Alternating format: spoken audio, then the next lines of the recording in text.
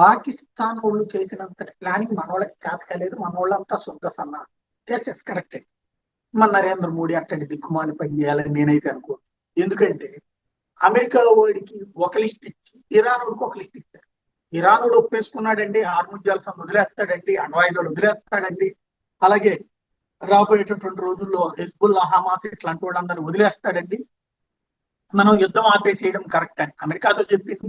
అట్లాగే Iran తోనేమో America మీరు అణ్వాయుధాలు చేసినా పట్టించుకోదు, హార్ముజ్ జలసంధిలో మీరు డబ్బులు వసూలు చేసుకున్నా పట్టించుకోదు, అట్లాగే రాబోయేటటువంటి రోజుల్లో మీరు చేసుకునేటటువంటి గల్ఫ్ దేశాల మీద పెత్తనం చేసినా చూసి చూడనట్టు పోతుంది, కాబట్టి మీరు యుద్ధం ఆపేయచ్చు అని వాళ్ళకి చెప్పుకొచ్చారు. ఇట్లాంటి దిక్కుమాలిన డబ్బులు డ్రామాలు నరేంద్ర మోడీ ఆడితే చీ అంటాం.